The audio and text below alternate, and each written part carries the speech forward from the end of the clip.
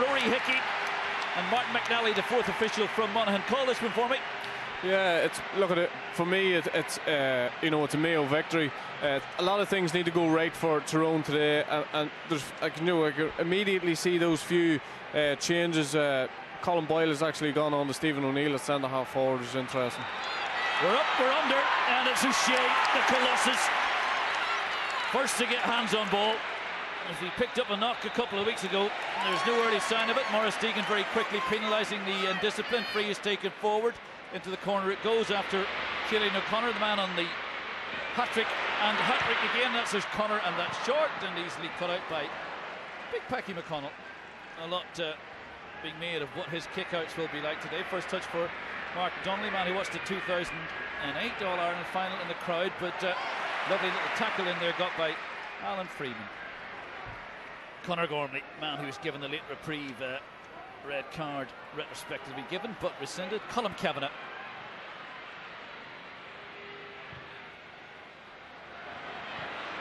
Testing one. Well, he got a touch on it, did Conor Mikulski, but it's Mayo who emerged. Donald Vaughan presenting a good run wide right ahead of Keith Higgins. Keith Higgins for the opening score. Keith Higgins off the upright. First react will be Cathal McCarran. So critical from Tyrone's perspective, as Mickey Hart was saying, that they do get a good start. Colm Kavanagh back inside of Kavanagh. There's Ciarán McGinley. First touch then for Sean Kavanagh. It might well come down to Kavanagh versus O'Shea. Off he goes. Four of them around him. Back to Peter Hart. Neat little ball from Peter Hart. Well won. There was a man over Joe McMahon. Should have received that ball. Instead he's gone solo. Darren McCurry, and it's dropped short. I'll bring Oisín in just a second. Stephen O'Neill is down on it quickly. Stephen O'Neill is being picked up in there by Colin Boyle. Boyle back out to Darren McCurry. Darren McCurry, Sean Kavanagh wanted it. Instead he's given it all the way back to Conor Clark. Conor Clark for the opener. Oh, it's well held by Henley. Rob Henley, fourth choice keeper, but very much on form. Kevin McLaughlin stripped of possession by Ciarán McGinley. Tyrone are up for it. They are definitely up for it. No one's come near him. Still McGinley goes, there's a goal chance on here. Well, no one came to him, and that looked to me like almost zonal marking or something. Like a crazy situation. McGinley did all the hard work to strip them. Mickey Hart will know that that could have been a goal chance. Marky, Ciarán McGinley did really, really well there. Held onto the ball, did the right thing. You can bring that back to a couple of seconds ago when Donald Vaughan made a run up the field. Keith Higgins chose to have a shot. Ball come off the post, and from that Mayo looked completely out of sorts in defence. 2-0 to Tyrone. Turnovers up with Sean Kavanagh, who'd stripped Donald Vaughan off, and it's now with Keith Higgins of Ballyhonest. The Ballyhonest man looks for the runner. The runner was Alan Dillon. Dillon was beaten to it by Joe McMahon. Joe McMahon hears the whistle sound. Do you think that was a free, Oisín? Yeah, I think it was a free. I think, Mark, going back to the incident just a minute ago when Darren McCurry first got that ball, Joe McMahon actually run off his shoulders. Just going to this incident here, I mean, he gets the man, not the ball, so.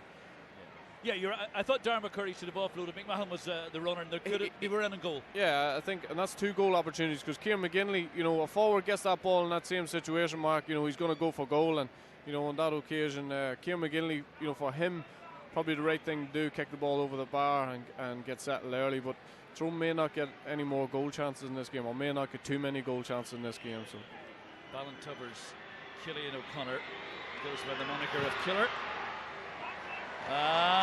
Big Packy could have had it. He knows he could have had it. And what Robert Henley did at the other end, Packy, who's all of 6'4", just slipped through the fingertips, Oisín, but we'll get a better look at it again. Maybe not. Yeah, I think maybe not. This was the one which had come off the post. Yeah, and Tyrone's attack came directly from that.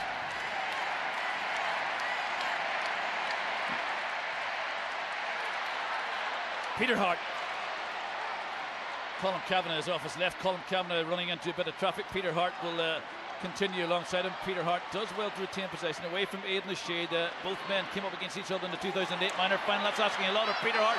Massive hit on Peter Hart by Tom Conniff. Peter Hart has stayed down. Ball is in the arms of Stephen O'Neill. They're looking for a second. Over it flies off his right boot. So critical for Tyrone that they not just got a good start, but their captain got a good start. And Oisín, That's a role you're familiar with. That is a confident score. Yeah, that's a confident score, and you know he's picked up that little bit of space, Mark, and that's an important score for Stephen O'Neill. Stephen O'Neill's a hugely experienced player, but you know he probably was lacking, like everybody else, just that lack of confidence. Some hit by Tom Cuniff. Yeah, on Peter Hart. Peter Hart has stayed down, and let's hope that he does get up quite quickly. Yeah, I think he'll be okay, but it was quite a heavy hit on him.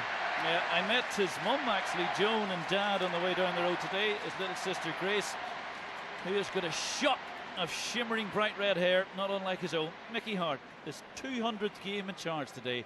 Oisín, and it's quite a landmark, and Tony Donnelly been there almost every step of the way with him. Yeah, and I've said it all week, Mark. If Mickey Hart can pull off a victory today, I think, you know, despite the 3 All-Irelands, I think this is his finest hour to get this team to where he's got them today, and if he can get them any further, absolutely huge achievement. Well, what they have in common, Oisín, is that the only team to beat these guys in the last 18 months is, of course, in Championship football, Donegal.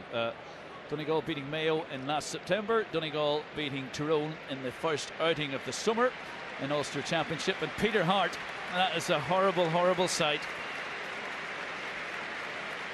Could be a dead legs. It could be something as simple as a dead leg there, Mark, you know. Young Michael Hart Jr. on the left, Mickey's son, who is the physio. He's a cousin of Peter's, who is in your picture, and the team doctor also. So Mickey Hart knows that they have changes to make. That's a significant loss. I wonder, will they be able to work with him? Will he be able to recover? Tyrone getting to grips with a kick out. That was Conor Clark. Conor Clark then. Stephen O'Neill wanted it. Conor Clark will eventually give it to Stephen O'Neill. Just loses his footing. He's given it now to Sean Kavanagh. Sean Kavanagh thought about the jink. McCurry from an outrageous angle. It's gone wide. 6.5 minutes gone, Oisín, as we see Peter Hart make his exit. He looks like a player who will not feature again.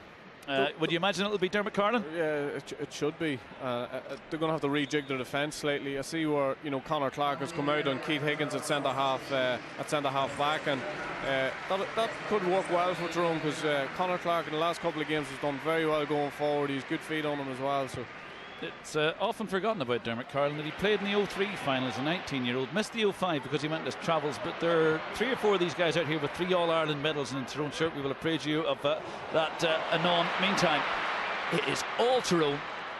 I wonder if the boys back in studio are thinking we'll change our tips. Almost everyone to a man and woman going for Mayo on this. When McCurry came for it, McCurry loses out. He said he got the ball. Referee, it's now with Aidan O'Shea. Aidan O'Shea ran into Sean Kavanagh. He did a little bit to dispossess Donald Vaughan. Vaughan's ball is a good one. It's been picked up by Alan Dillon. Dillon now to go lateral with it. First touch for Andy Moran, the captain. Andy Moran to Donald Vaughan. Vaughan thought about the shot, has better option outside him. It's Cillian O'Connor. Cillian O'Connor will now be closed down by Joe McMahon. Joe McMahon is tackling tigerishly, and he's gone wide. He's given it. The referee's given a free. I think that's probably the softest free I've seen this year. Yeah, it was a bizarre decision for my money. Let's get a look at it again. The umpire who was watching this is a bugbear of mine. I think that umpires and linesmen should be empowered to call fouls whenever they are closer and better sighted than the referee, because all it does is help. It's like, well, in hindsight, Mark, probably was actually a push, but you just don't see them given. It just seemed a bit soft, but probably was a free kick in hindsight. Knockmore's Kevin McLaughlin made his debut against New York in 2009 from way up in the north of the county, not too far from Austin O'Callaghan's native Sligo. So 8.5 minutes on the clock, and they are level. Yeah, 2 free kicks from Mayo. Mayo actually looked to have started. He looked quite nervous to me, Mark. Look a little bit unsure on the ball. You know, slightly different than the way they played the last day. Yeah, well, you get the sense that there were 2 schools of thought going into this. If it remained tight with 10 to go, Tyrone would squeeze past them. The other school of thought was that Mayo would blitz Tyrone, as they had done everything put in front of them this summer. But on early evidence, it's going to be a tight one. This is Dermot Carlin, no tighter man on the park. Sean Kavanagh is screaming for it. Carlin is full of running. Lovely ball, 2 against 2 at the pack. If they can capitalise, it's into the boot of Conor McAlliskey, man who started that day in Donegal, and I thought was very lucky not to feature for most of the rest of the championship. You will recall, Oisín, that the day in Donegal he landed a fine score, something similar to this, picked up a yellow card, and he was sacrificed. Great score. He was sacrificed. He hasn't really featured since, Mark, to be honest. You know, he's been punished as a result, but you know, immediately knew what he wanted to do. Good score. Killian O'Connor's in trouble over the far side of the field as well, Mark. Yeah, and the camera has picked that up, and Killian O'Connor. I think it may be a shoulder or an elbow.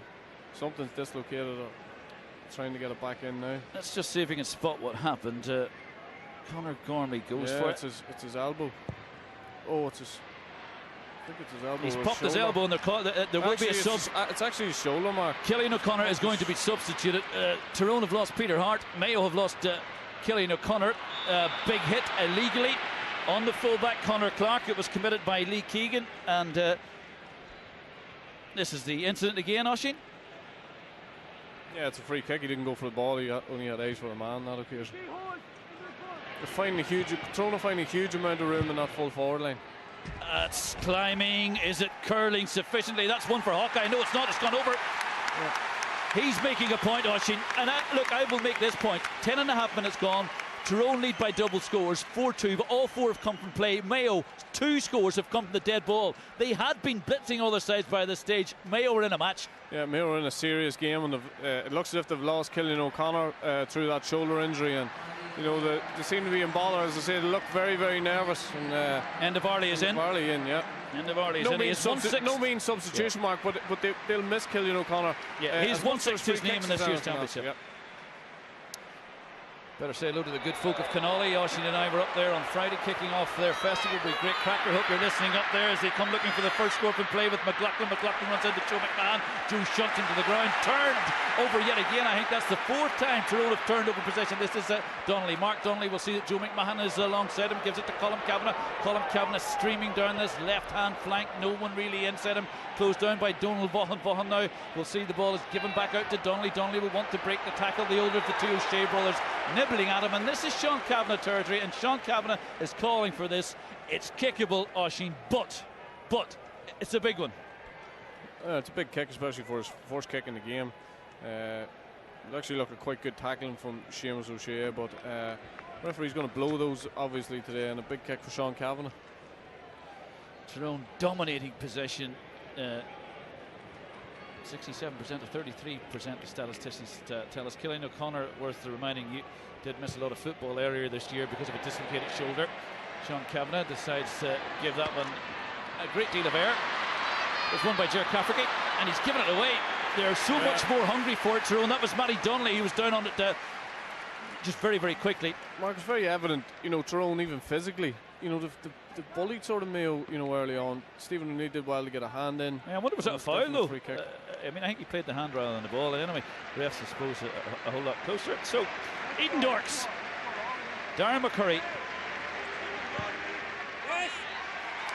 Eden Dork. That's all of Tyrone's full forward line on the score sheet, which will please Mickey Hart earlier, because you know I think they were all removed the last day, but. You know, a good start for Tyrone. They're well in the game. But, you know, the place that we thought that Mayo would dominate was the middle of the field, but so far Tyrone have done enough. They've broke even, and they look like a team playing all the football at the minute. Yeah, and Tyrone appear to be dominating from the kick out. It was Sean Kavanagh who had risen for that. It's spilled kindly into the path of the older of the 2 O'Shea boys. O'Shea boy is being tackled by Carlin. Now back outside of them is Alan Dillon, and that's comfortable. That's 2. They've kicked short. One's come off the woodwork. Matty Donnelly, again one of the rising stars in Tyrone, played in that 08 minor final. 2 Stephen O'Neill. Stephen O'Neill being shattered by Colin Boyle. Colin Boyle now with Donald Vaughan. Lee Keegan. Iowa just difficult getting to the tempo of this game. And for all the talk of what Dooney Buckley has done with Mayo's tackling, it's Tyrone's tackling which is much more tenacious. And Mickey reminded Thomas Keane about 2003, and that was for me Tyrone's finest hour in many respects, Oisín. It was actually 10 years ago yesterday when they put Kerry to the sword, and in many respects it was a defining moment for Gaelic games in the last decade, I felt. It was, and they've brought a lot of what they brought that day, Mark, to this game. They've brought intensity. They know they have to play above themselves to win this game today. Everybody fancied Mayo coming in this game, including myself, overwhelmingly, and Tyrone have started much the better team. They'll be very, very happy with the way things are going, and you know, Mayo have been kept in the game so far purely by free kicks, and here's another opportunity for them.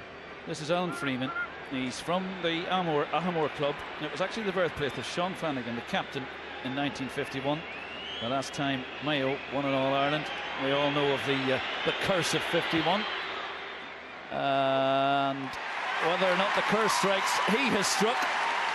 They needed that one, Oisín, and they needed it especially in the absence of Cillian O'Connor. 2 between them. Mayo 3 points, Tyrone 5 points, and I'll reiterate, all of Mayo's scores with 15 minutes on the clock restricted to the dead ball. Yeah, and an important free for Alan Freeman, as you rightly say. Cillian O'Connor is the man taking up all the free kicks all year, so important that he got that under his belt. And you know, I have to still say though that Tyrone are on top in a lot of areas in this game. And that was for a high tackle, and it's going to be a yellow card on Conor Gormley, so Alan Freeman is going to pick up a yellow.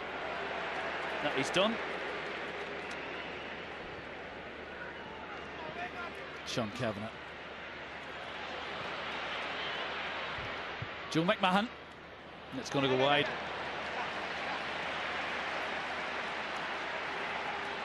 Good idea from Joe McMahon though, Mark. You know, there is a lot of room in that Mayo full back line. This is the yellow card incident, just in reprise. It was. It's not a yellow.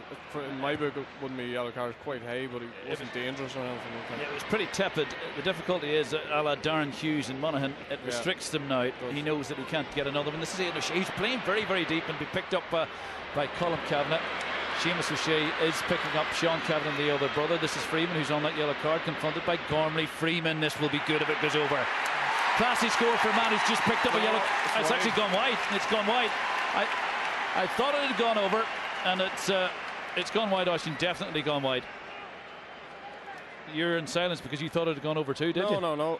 I knew it was wide, but you know, good opportunity from Alan Freeman. He didn't have a lot of else on. I mean, there was no other man inside the 21-14, so he didn't really have. Well, look at that, Peter Hart. Yeah, I think it's a dead leg, Mark. Let's hope it is nothing more than that. Sean Kavanagh, a high tackle on Sean Kavanagh. Now, if the last one was a yellow card, Lee Keegan is in trouble. Definite yellow card. Yeah, and so much for this much vaunted Mayo half-back line, the only intact line from last year. They have landed 210 to date this summer, but Tyrone have got the measure off them. Yeah, well, you watch exactly what Tyrone have done. They've completely dropped off them. Joe McMahon has dropped off. Mark Donnelly has dropped into defence, and they're the runners just coming late. Mayo have dropped the player back, but they don't seem to be able to pick them up when they get over the halfway line, which I'm sure is what they planned for whenever the game started. It was a foot trip by Ger Cafferty, and I'm thinking of all the debate about Sean Kavanagh and all the cynicism about Sean Kavanagh. Kavanagh, of course, was the one who was fouled there, and he has made this point consistently over the last couple of weeks that he's more sinned against than sinning. And it's a valid point, Oisín.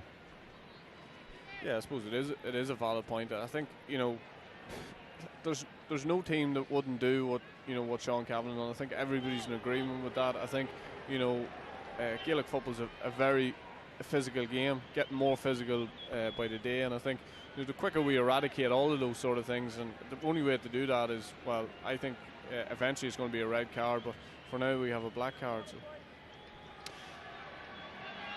This to double Tyrone's lead. It's a difficult angle. It's gone wide. 81771 is our text number. Jim McGuinness, Ciara McGeaney, Martin McHugh back in studio alongside Austin. You can text us there with your thoughts. James Horan, two-time All-Star, left half forward. Of course, played in a few All-Ireland finals himself. O'Shea wins his first clear position at midfield. Away goes the runner, Kevin McLaughlin. McLaughlin's ball will easily be dealt with by Conor Gormley. Strategically positions himself so well, and has a great footballing brain, which compensates at times for the little lack of energy in the legs now at 12th season in senior football. Oh, there he goes. What was I saying about lack of energy in the legs? That was a Sean Kavanagh style dummy. This is Mark Donnelly. Donnelly and McCurry wanted it outside him. Donnelly, wrong option. Should have given the ball outside to Darren McCurry. And as things unfold, it was Chris Barrett, I think, who got the block. That was a distinct opportunity, the worst one that Tyrone have been guilty of a little flagrancy. Balls with Tom Cuniff. Stephen Neal fouls. That's the first illustration of that so-called cynical tackle. Now, that had happened. Two illustrations in a couple of seconds, but I wonder will he book him here, because this is what they were calling for. Mayo's Donald Vaughan and Tyrone's Sean Kavanagh are in distinct difficulty. and that was because of a clatter just off that ball. I think he's gone back and he's going to book. Not quite. It's difficult to tell from that angle. Stephen O'Neill has picked up a yellow card for that. The confirmation that Stephen O'Neill is on a yellow. That was a bit of a nothing as well. Nothing yellow as well, Mark. You know. Well, I disagree with you. Mayo were on the attack. They were attacking from back. He fouled. That carried a yellow card. Look. Well, you can disagree with me all you want. I'm just telling you that's in my book. That's not a yellow card. You know. Because I think if we're going to give yellow cards for that, then we're going to end up with 10 aside.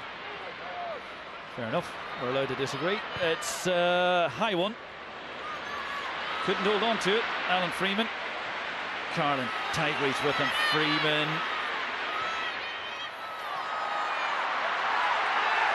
By this stage, against Donegal, Mayo had created 4 or 5 goal opportunities. They haven't created one. No, they don't look like it because, you know, Joe McMahon's filled in well there. As you say, Conor Gormley has sort of strategically placed himself just right directly in front of that full forward line, and it's worked well for Tyrone so far. Connor Clark steaming through the middle, past 1, past 2, has options outside. One of them is Ciarán McGinley. McGinley now to Donnelly. Donnelly, Sean Kavanagh's made a good run off his right shoulder. He's going to go Murray. So many of these Tyrone lads hungry for the ball, and clever football. Darren McCurry from Edendorf. And what I liked about that was a little similar to yourself. He had the composure to take the bounce, to check where the posts were, and then outside of the boot. What a clinical score. Yeah, clinical score. And for me, Mark, you know, he's a real player. You know, once we get him on the ball, Tyrone want him on the ball and need him on the ball in that full forward line as much as possible. Interesting thing there was, Mark, there was a couple of players free. Cathal McCarron was standing shouting for the ball for at least 30 seconds before Darren McCurry kicked that over. Tyrone winning everything in the middle. This is Ciarán McGinley. Mayo are being put to the sword, but let me point this up to you, and it'll be interesting to hear what both Jim McGuinness and Ciarán McGinley and also Martin have to say in this. Mayo have not been in this position this year. They have been steamrolling all in front of them, right?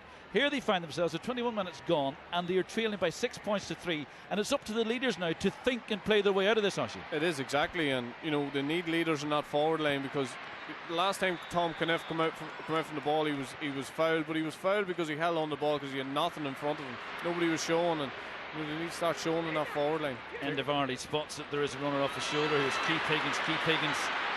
Well, Connor Clark is doing his best to get back at Keith Higgins. Keith Higgins forced onto the back foot. Back it goes to End of Arley. End of Arley from a very, very difficult angle, and Freeman will not keep that in. Well, that's a terrible option again, Mark. You know, Keith Higgins did well, created a little bit of space, but End of Arley, you know, was the wrong option. You know, he should have shuffled it back outside him and waited for somebody to come. You've got to be patient against this Tyrone team. And this is a different game completely for Mayo today, and that's why they need to think outside the box a bit. Can you take a quick question? How can Mayo blow Donegal away? How can Mayo blow Roscommon away? How can Donegal beat Tyrone? And how can Tyrone just squeeze past Roscommon? Well, people seem to forget sometimes, Mark, that, you know, everything was set up for Mayo to play an exceptional football all year. But a lot of the football, Mark, is played in that top 6 inches, and if you don't play with your head, then you're in trouble. This is Vaughan. Outside to Moran being well shadowed by Cathal McCarron. Moran. It's gone wide. The wide. That's just the third wide for Mayo. The fouls count, by the way, it's Tyrone have committed 7, Mayo have committed 5.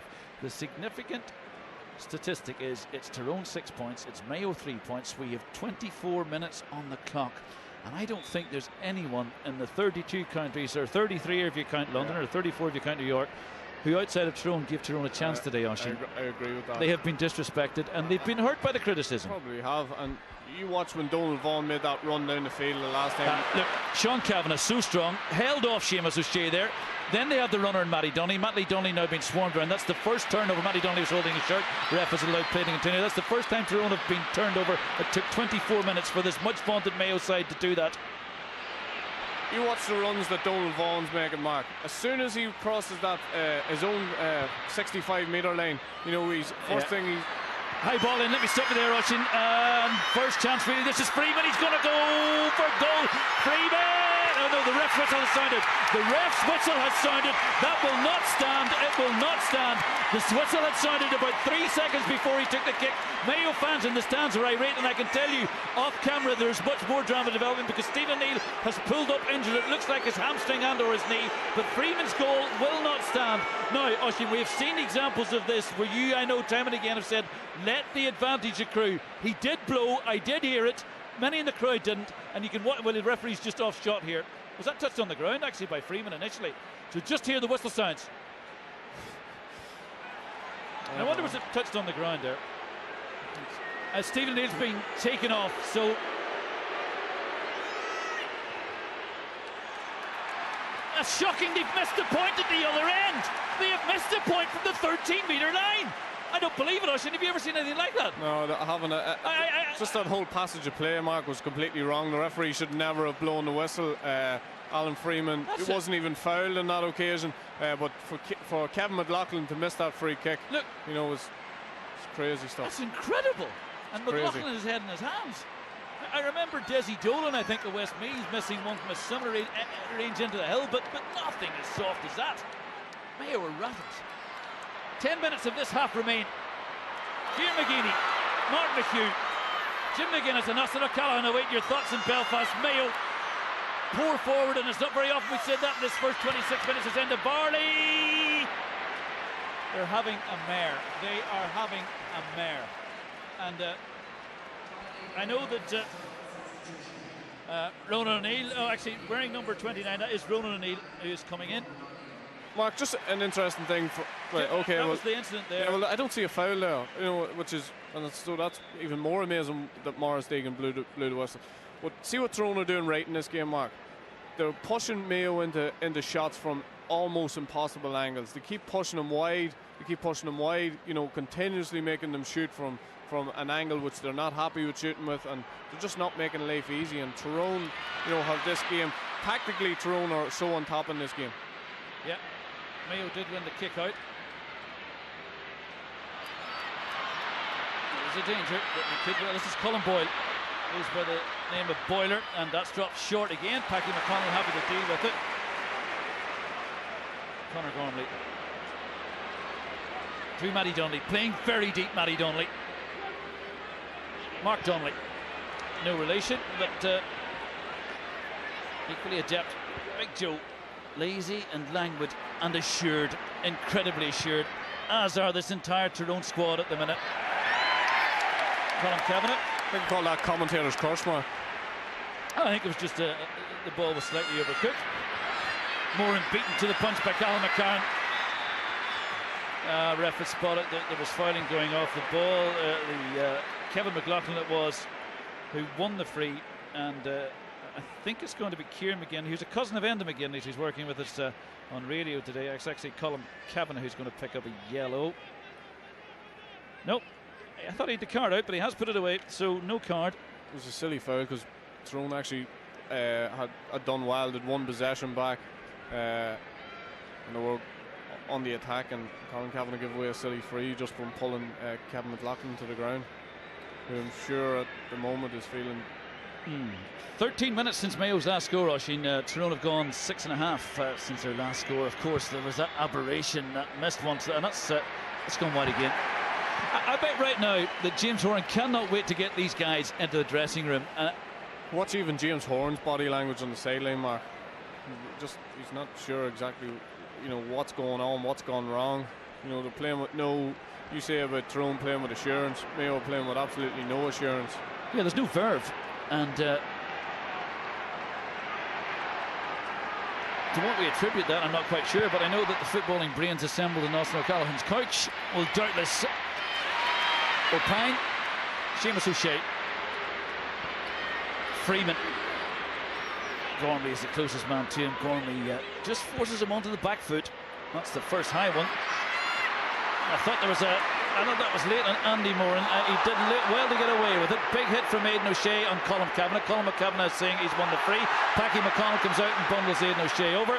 And Well, that's not going to please Mickey Hart either, Mark, because Paddy McConnell's come out, put the Aidan O'Shea. The referee's going to throw the ball up now. You know, Tyrone had possession again. You know, so it's just a little bit silly. To be honest. This is the incident. Yeah, well, I've seen yellow cards given out for that, hand raised. He may get a yellow card. We don't want to be too prescriptive, but Aidan O'Shea, who's most people's footballer of the year to date. It's Conor Gormley and Aidan O'Shea who are having a little ticking off.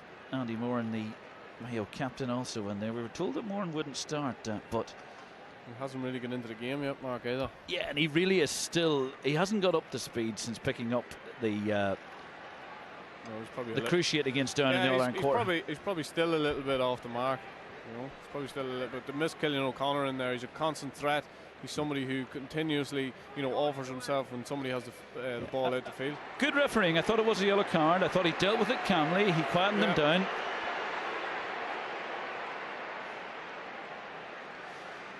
I don't think he's going to throw the ball up either. No, and Paddy McConnell's lucky enough there. This was the incident, and that was Paddy. I think he's lucky to, that the free remained and that the ref saw fit not to have a word with him. Big Joe McMahon finds the runner. The runner is Kieran McGinley. Kieran McGinley, there's no one ahead of him down that right flank. Remember Brian Duher there in 2008? He went on a solo and stuck over arguably the point of the century. Sean Kavanagh, who for my money might be in the running for player of the century. Not much merit in terms of the ball over the top. Little bit of misunderstanding there. Oisín's ruefully smiling here, alleging that he won't be the footballer of the century. This is Mark Donnelly. Donnelly was tripped there. I've absolutely no doubt that he was tripped by Lee Keegan, but ref didn't see it. Meantime, it's gone over the top off the foot of Ronan O'Neill, and Tyrone open up a 4 points gap. They are value for that gap, and if anything, I suspect Mickey Hart and Gavin Devlin will think that they should be further ahead. There was the trip for me, Oisín. Definitely a trip. Ref didn't see it, but in any event, maybe he was allowing the advantage, and over it goes. And Ronan O'Neill, quality from Ronan O'Neill, Mark. Quality from Ronan O'Neill. Now we've got a full forward line of Conor McCalliskey, Darren McCurry, Ronan O'Neill, three young lads playing with optimum confidence. I mean, Ronan O'Neill even think twice there. You know, a very, very difficult angle. Absolutely brilliant score. And what's remarkable for me about this Tyrone squad, and I say squad, is that I met so many people on the way, and he said two things to me today. We need a game from Stephen Lean, we need a game from Peter Hart. They've lost both, and this squad, the team has simply absorbed that. You wouldn't know that they weren't there, Oisín. Well, this is a brand new team. You know, what better opportunity for young lads than playing in an All-Ireland semi-final? I'll stop you there. This is Barrett from distance. That one has gone over. They had gone 17 minutes. 17 minutes. And I would remind you, when these two met in the league, Oisín, Tyrone held them scoreless for a full half hour from play. And they've done that. They've done something similar today. Now, an entirely different occasion, but nonetheless, Tyrone have the measure off them. 7-4, 3 minutes of the second half remaining. Mayo 3 adrift, and in a bizarre way, I reckon they'll be happy with that. Yeah, and I think Chris Barrett made his mind up. He was fed up looking at the forwards kicking the ball wide. He just said he'd go up the field and stick it over the bar, and that's a score of a real leader. Yeah, so I mean, the boys were in the studio with Spacey Jim McGinnis making the point about Tyrone, or Mayo in the middle third, and winning, getting pressurising. Conor Gormley was allowed to run 30 yards there, albeit laterally, unchallenged. Joe McMahon's just done the same. Yeah, Conor Clark's in space, you know, so Tyrone, what Tyrone have done is they've had the runners coming from deep, and it's worked for them really well. P40 need to stop turning over the ball. P45 for Donny Buckley, maybe. Now we know why Kerry will let him go. Anyway, Donald Vaughan, of course, I don't mean to disrespect one of the great coaches in the game, Castle Island man Donny Buckley. End of Arley.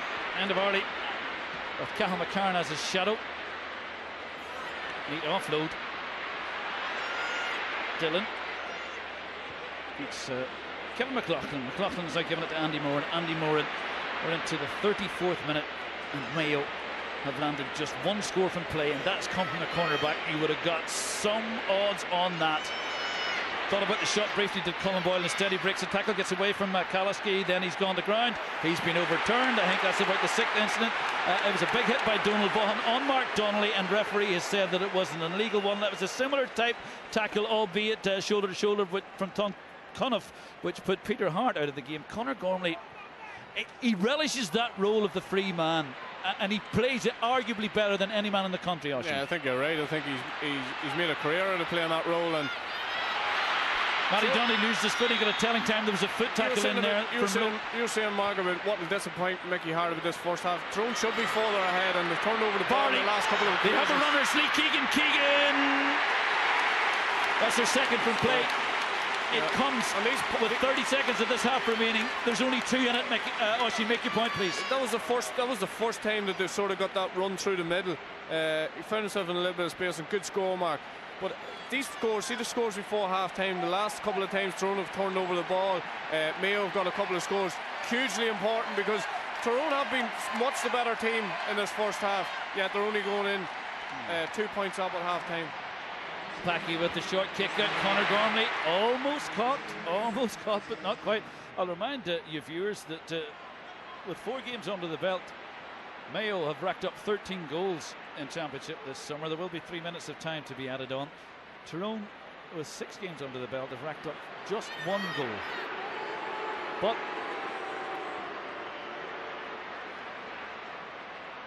it is all irrelevant, or largely irrelevant. Cathal McCarron from Dromore. Colin Kavanagh. McCarron's ball. Good full back play by Cafferty. Ronan O'Neill it was, he just misjudged the bounce. Aidan O'Shea, he's been practically anonymous. I think there was one catch around about the 20th minute, which he took into his midriff. There was the yellow card, of course. And now Andy Moran, ball's gone out. I was pretty certain the ball had gone out. It had gone out. Look, we talk so much about the Sean Kavanagh, Darren Hughes incident where Hughes was awarded a yellow card which shouldn't have been. But so much of Aidan O'Shea's game, like Darren Hughes, is predicated on physicality, Oisin, that I wonder, will this neutralise him? Yeah, well, it's definitely going to take a little bit away from his game. Plus, he can't afford to pick up another yellow. I think if he picks up another yellow and Mayo to win, he'd miss the All-Ireland final. But no, I think he'd be all right. 2 yellows and he'd be back for the next one. I think if you pick up 2 yellows 2 games in a row, I think you're gone. All right. This is Colin Kavanagh. Hand on the shoulder of Kavanagh. This is Mark Donnelly. To Sean Kavanagh, runs into O'Shea. Kavanagh's going to have a go. It's dropping short. If we're to be fair, we would also say that objectively, or conversely, Aidan O'Shea has been quiet. So too has Sean Kavanagh. Yeah, he has, and they were the 2 big players we talked about before the game. But many times as that happened, the players you talk about, it's always somebody who comes out of absolutely nowhere. And this occasion, Darren McCurry started the game really, really well. Conor McCalliskey, same thing.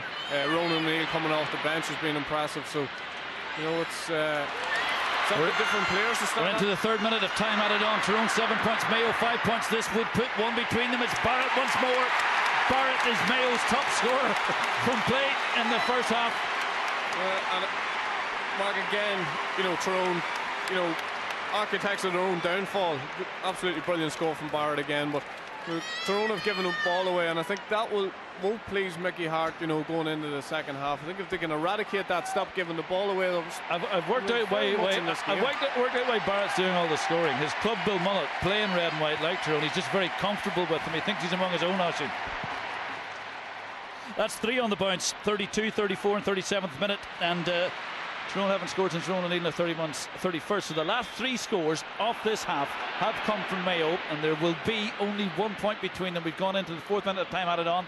The ref has whistle in mouth. This will be the last attack of the game, and I suspect with O'Shea ball in hand, we will hear the shrill of Maurice Deegan's whistle. It has been intriguing. Tyrone go in 1 point to the good. They have lost Stephen O'Neill. They have lost Peter Hart. Mayo have lost Killian O'Connor. There is Stephen O'Neill not in the hat in the number 14 shirt, and Sean Kavanagh has yet to exert his considerable influence. Oisin, who goes in the happier? I think both teams in a way are happy. I think Mickey Hart has proved the point that they're well capable of negating that half back line, that much vaunted half back line that we talked about from Mayo. I think Tyrone have broke even in midfield, which will please them. I think the thing that will please James Horan is that they've been totally outplayed in the first half, and yet they're only a point down going in at half time. So in a way, I think both teams will be quite happy going in at half time. Austin, just before I hand back to you, you will hopefully allow me to indulge and say happy anniversary to Ciara, my wife. Thanks for marrying me, Ciara. And also, Austin, congratulations to the Saffrons. Antrim's All-Ireland under-21s into an All-Ireland final. I suspect you guys will be talking about defining moments. Alan Freeman's disallowed goal in the 25th might be one. Half-time here at Park and Croquet. It is Mayo 6 points. It is Tyrone 7, and it's back to Belfast. Yes, the Saffron under-21 hurlers did well yesterday, and Tyrone doing OK so far at Croke Park, leading Mayo by a point at the interval. Kieran McGeeney, Jim McGuinness and Martin McHugh are with me here. Is that the way we thought it would happen, lads? Well, it shows you how much we know. Tyrone totally dominant in the first half. Albeit three good players gone, but it hasn't affected the game that much. But you'd have to sort of say, it's hard just to say from a tactical point of view, because just Tyrone looks so hungry for the ball. There's one or two scores there that'll probably highlight that. But Tyrone definitely on top, even though Mayo's come back now in the last couple of minutes, only a point in it. Jim McGuinness, there'll be Donegal supporters looking at that first half from Mayo and be saying to themselves, hold on a sec, is that the team which played us a few weeks ago? Well, I think Tyrone, as we predicted beforehand, will probably get their tactics right, and they have a lot of bodies back, and they're in a position of power, and I think we have a clip or two to show that as well. For me, the disappointing thing from Mayo point of view is we talked about pressure in the middle third, and the tackle count in the middle third. The two O'Sheas, the three half backs in particular, have been in the back foot, and Donald Vaughan has done very well all year going forward, but they are leaving gaps at the back, and Matty Donnelly, Mark Donnelly, Sean Kavanagh, these players are running into that space, and once you can avoid the space or the pressure in the middle third, it does open up for Tyrone. And I could see Tyrone kicking 14 or 15 points in this game, the way the two teams are set up at the moment, and that's going to be a tough enough tall order for Mayo to turn around over the course of the 70, but they have made a good recovery. Chris Barrett kicking 2 excellent points there to bring them back into it, so it's all to play for. The one disappointment for Tyrone, I'm guessing, Martin McHugh, is that they're not further in front, given the periods of dominance they had in that first 35. Yeah, I suppose maybe Mayo could have had a goal. I suppose the goal could have been shot up. The interesting one from Mayo point of view is that two backs have scored the 3 points in play they've got in the game. Tyrone have been the better side, controlled it, and still Mayo are only a point down at half time. And they've lost Killian O'Connor, the big player, the free taker. We saw what happened with Kevin McLaughlin's free. Killian O'Connor tapped them over in his sleep. So this is a big test. We talked about it. This is the first test for James Horan in the dressing room now. He's got to change his tactics. We talked about before the game about the pressure they're putting on and everything else, especially on the Tyrone. They're not putting any pressure on the Tyrone backs. They're getting out with the ball. So a lot of tests there to do. The players we expected to perform are not performing. And fair play to the Tyrone young lads. They've come of age today. Now these are lads that maybe didn't do it at under 21 level, and people in Tyrone were very disappointed in them. They've come of age today, the young lads. I think the pressure. You often hear when you finish the football, whether it's about Northern negative tactics and all the teams that play lovely football, but there's a lot of teams that drop numbers back. In fact, all teams drop numbers back. But the key difference between the good teams and the ordinary teams is the pressure they put on when they drop back. Like the contact, where's the moment of contact, where's the time of contact? And I know Jim mentioned it earlier on there, it shows one time that Tyrone got back, but they get back with a point. They're getting numbers on the ball carrier, they're pushing them across, putting pressure on, trying to make them lose it. Where Mayo are getting the numbers back, but they're not putting the same pressure on. So it's quality backtracking. It's quality, and it's a hunger to get there. When people talk about tackling and cynical foul and everything, but Tyrone are showing a hunger to get there and to put contact on, and they're turning a lot of ball over. And Joe McMahon's playing the sweeper role very well, and the system is working well for Tyrone, and they've had a couple of knocks in terms of the personnel, but the system is still operating. Do you know what's interesting? The one thing is in team sport, and you two boys are managing teams now, and I've saw it in the past. I remember Meath putting up the greatest performance you've seen in All-Ireland semi-final against Kerry and hammering them. I went out and Galway beat them in the final. It is hard for a team. It doesn't matter. We said it here. Mentally they think they're going to win this game. You watch, the way their body language and everything else tells you that they thought themselves, Mayo, that mentally they were going to win the match. And it does happen in team sports, whether you like it or not. It does get through to them. Mayo were expecting to come up here, and it doesn't matter how hard you do work as a manager or anything else you do. It's very, very hard to get that point across. But we see it in the first couple of minutes. One of the game changers that I pointed out was Kevin McLaughlin, and to me, he's fantastic work ethic. Great work ethic, and he's great in the ball. But the two things that I would have highlighted for him, unfortunately today, it just seems to be going against him. And that's a mindset. There's definitely nothing wrong with him physically, but he was coming out with the ball. McGinley took it off him and went to goals. Kevin seemed to slow down or stop And that's a sign that, like, you know, if your legs are tired, your mind's telling you to stop, rather than trying to chase him down. Give away 3 or 4 balls after it, missed a free kick, and it's just put himself out of the game. Like, and Mayo rely heavily on him. Aidan probably along the same lines, you know, hasn't got into the game the way he'd like, hasn't got clean catches, and it's just affecting Mayo. But again, I suppose you'd have to give them credit. Like, the last couple of minutes, tagged on a couple of points. Okay, there's a lot's gone on in that first half, apart from Tyrone's hunger, which you've talked about very eloquently there. There was a spate of early injuries in the game too, who looked like on paper key men for this match. Just get your thoughts on how big or small an impact they've actually had their departures on this game so far. Starting with Peter Hart. I think before the game is out now, Tyrone probably will suffer for the loss of Peter Hart, because he was the big player maybe going into it, and that's what happens. You're all planning. It's out the window when these things happen. Peter Hart, I thought the pass from Colin Cavanagh was a wee bit ahead of him. I thought you have to give that one. You know, in the modern day football, with the big hits going in, if a player gets a chance, he's going to get in the big hit. And Stephen O'Neill as well. This is Killian O'Connor. This for me is a big one now, because this is leaving a lot of pressure on Alan Freeman at full forward. Killian O'Connor, as Martin said, would have kicked a few free kicks easily after that, and he's going to be missed for that. Andy Moran is not firing, so all of a sudden you've got one full forward, and, you know, with Tyrone in that situation. And Stephen O'Neill? I think it's a bigger miss with Hart. Like, Stephen, you know, he's a fantastic forward, but the way teams they're crowding him out over the last couple of games, and he hasn't been as prolific scorer.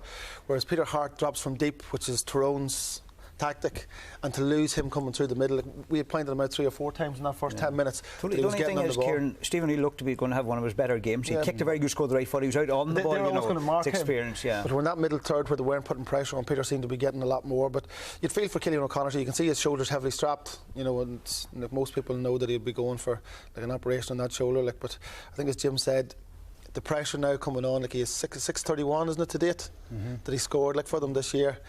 And he's their main goal scorer. He's one of the top free kick specialists as well now, and then that's just putting an extra pressure on the other Mayo forwards, who mightn't be as renowned as the Tyrone for scoring. We'll talk about Mayo's scoring performance thus far in a moment, but just go back on how fired up Tyrone were in this game, and the way they have stamped their authority, and the way they have been tackling and harrying that you guys flagged up early on there. Well, they have shown a lot of hunger. I'd be disappointed with Mayo's hunger. You know, it's a wee bit easy for Tyrone in terms of being able to run the ball. We spoke about the pressure in the middle third, but they haven't had to really fight hard to get away from that pressure, and they are getting a run on goal because of that. So it's kind of twofold, really. Tyrone are very good, and Mayo are not what you would normally associate with their tackling and pressing and holding people up. And you look at that shot there, there's maybe 10 or 11 Mayo players there behind the ball. You know, so that's going to open up the rest of the pitch to run the ball, and that's what's happening.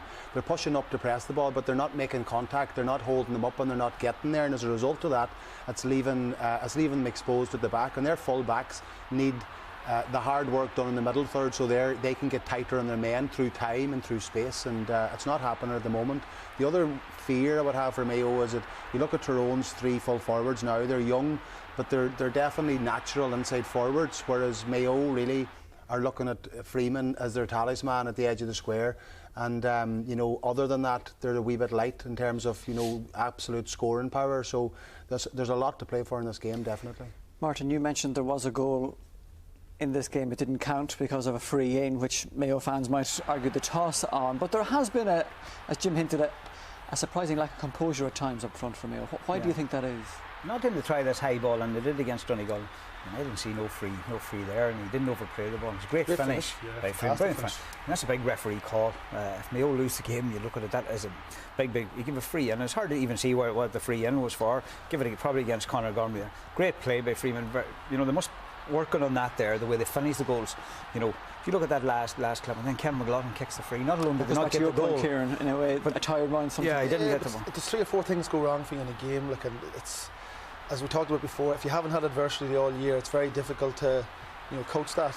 And the other side of it is, you know, this is the interesting thing that people maybe outside teams don't understand. It's very hard to coach want and desire. But I think what I call it, like, everybody in Ireland has set Tyrone up for that desire over the last 3 or 4 weeks with the sort of abuse they would have got. Why would Mayo not have desire today? Well, I think Mayo are not gone yet. I think, you know, we're not writing an obituary here. I think that they have had some very tough days in the last number of years, and I think that has made them very sort of resilient as a group together. And I think them couple of points is what before half time is what they'll be latching on to in the dressing room. And I think they still have that 100% belief in themselves and their manager and their system, and they'll go out to try and drive that now for the next 35 minutes. And I have no doubt in that dressing room they believe that they're going to be in the All-Ireland final as we sit here now. And they have a corner back who's holding them back into this match. Well, this has been very, very important. And we spoke about the natural forwards, and they might actually need more from their midfielders and their half-backs and their cornerbacks today on this front to make up the difference, because it looks as if the Tyrone full back line plus Joe McMahon is handling things very well. Conor Gormley has been very, very good.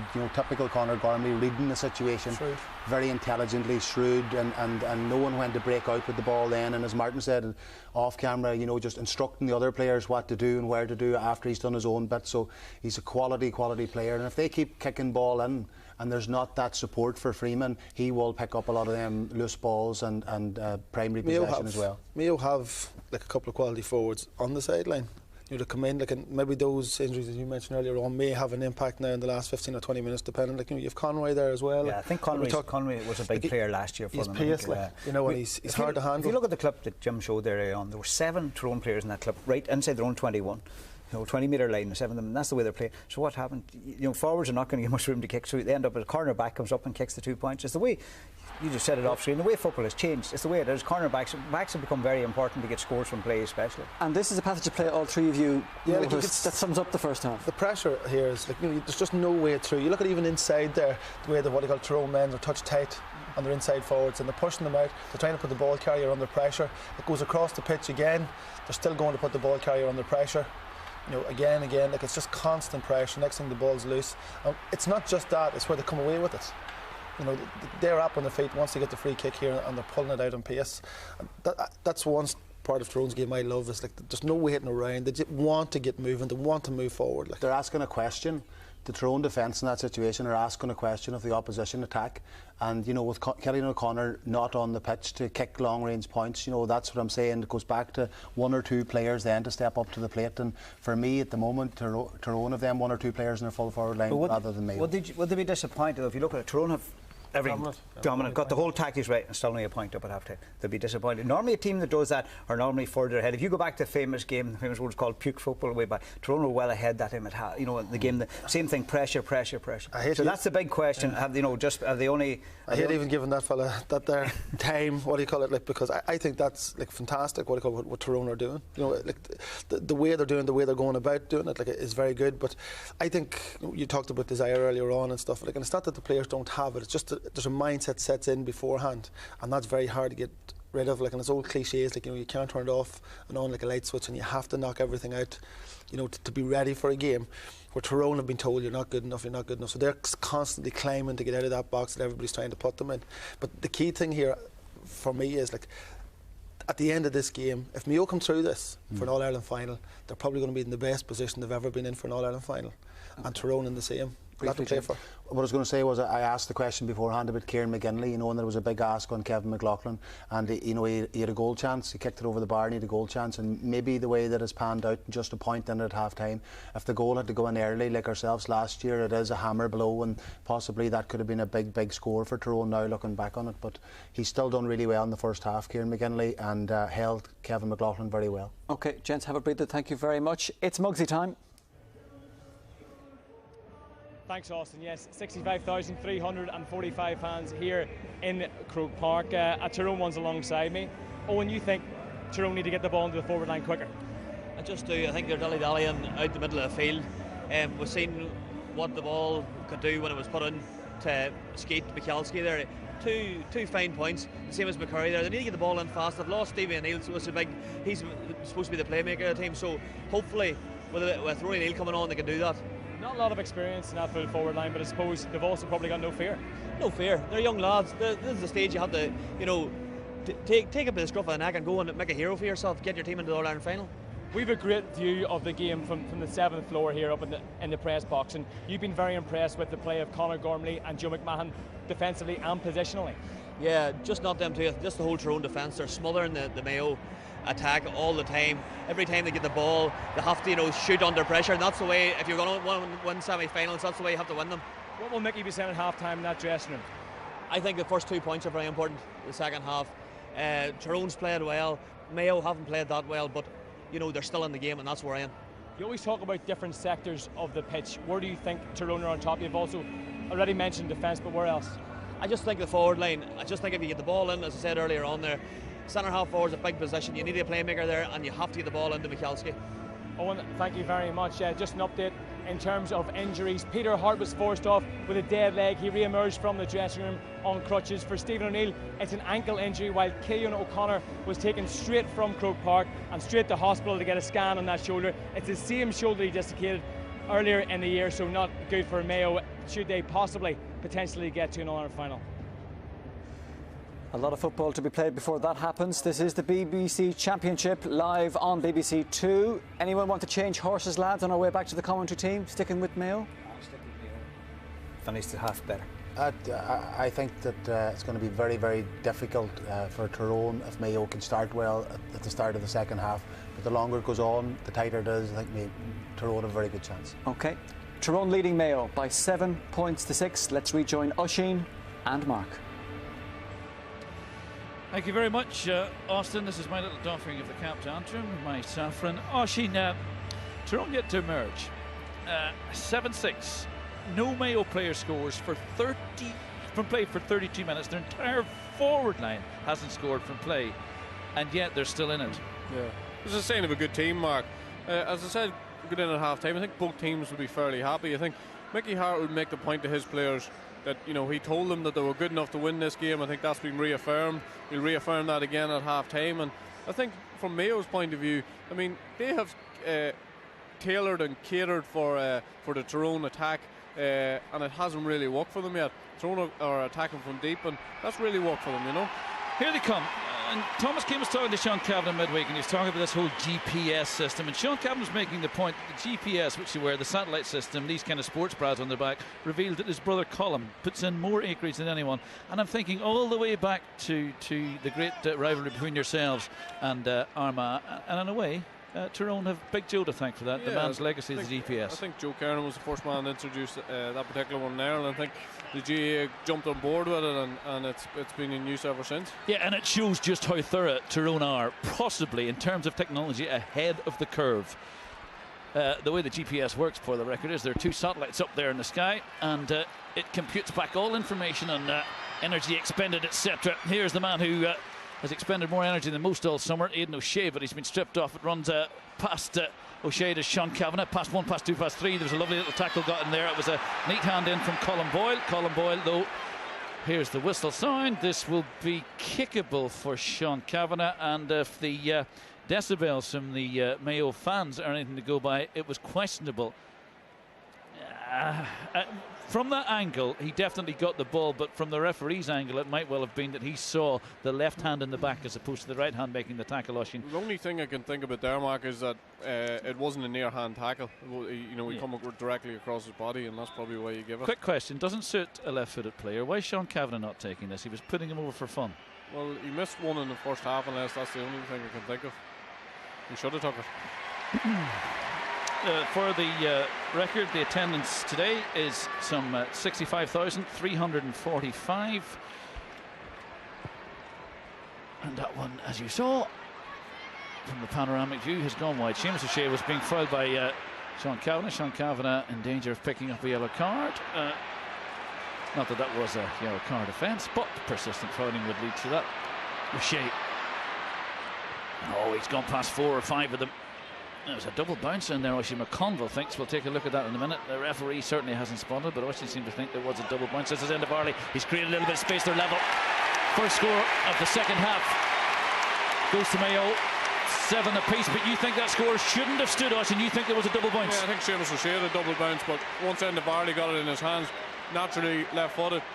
Interesting, it was Conor Michalski was back defending against him and a forward against a forward. And there's only one winner there, and a good score with his right foot. Kick out work short to Joe McMahon. Joe McMahon has been fouled by Aidan O'Shea. It's behind McKenna's ball. Darren McCurry. Yeah, he's played really, really well so far, Mark. Darren McCurry showed for absolutely everything. It's 1-on-1 on that full forward and full back line. Cafferty again gets the benefit of the bounce. I guess Ronan O'Neill only needs the benefit once to get in on goal. This is Lee Keegan from Westport. Leroy, he goes by the nickname of, in the white boots. Meant to grind rather softly there, I thought, but back on the old feet. This is Kevin McLaughlin. Now, McLaughlin doesn't really have an option, but that's an intelligent ball. Good running off the ball from Colin Boyle. Boyle away from Kavanagh. Boyle, they're in on goal here. Vaughan's off his left. Boyle thought about taking the shot himself. Penalty's been given. Foot block in there. We will get another look at it. Dermot Carlin it is, who has been penalised, but the referee was 20-25 metres away, and he called it very quickly. Oisin, let's get a look at it again. Well, there's two things with that. First of all, Mark, it's harmless. That's exactly what a good defender does. He gets in and gets. Well, there was a nudge there. Just as he took the shot, there was a nudge, and it was inside the area. And when they met in the league, I'd actually like to see it again, but there was a late penalty when they met in the league. He's probably telling Packy McConnell to stay on his line. Stephen O'Neill converted it. Killian O'Connor ordinarily would take their penalties. He's not on the field, and it'll be Andy Moran who. I think it's Freeman who's going to take it. Has a goal and 9 points to his name. He's also been Mayo's best forward today. So, Oisin, you've taken one in an All-Ireland final, and you had it saved. That's right. I know you won't thank me for reminding you, but look, you scored one in the second half. Well, I suppose it's the pressure, and I suppose Alan Freeman just needs to pick a spot. And from 11 metres. Oh, Packy gets a hand to it! It's gone in. It came off the stanchion. It came off the stanchion. Big call.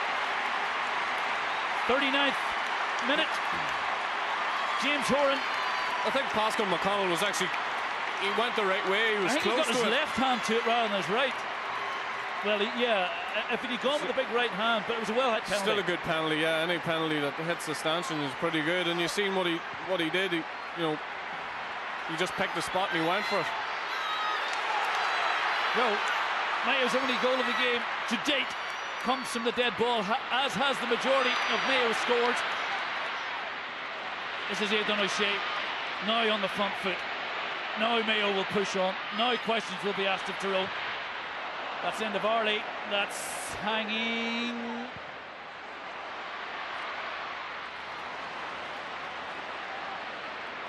If Dermot Carlin did commit the foul and it was the penalty, and it was deemed a serious enough foul for a penalty, should it not have been a yellow card? I suppose it should. I just thought it was a harmless enough reason to give a penalty. I mean, you don't see them given. Lovely tackle by Sean Kavanagh, although it's Mayo who picked up the pieces. Mayo had complained at half-time at Tyrone staying in the dressing room. If anything, it's Mayo who have come out certainly the more fired up, the more frenzied. Kevin McLaughlin, Andy Moran. Mayo now playing keep ball. Keith Higgins from Ballyhonus. Round one, round two, still Higgins goes. It was Dermot Carlin who got a hand to it and gets the rebound. Carlin did well to break it up.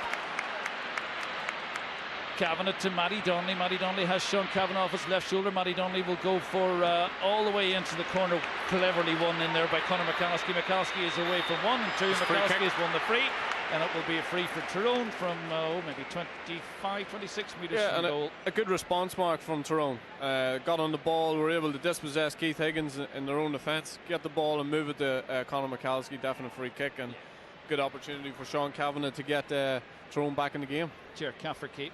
Yeah, I just wondered the last time why Sean Kavanagh hadn't taken the free, which went the way of McCalskey.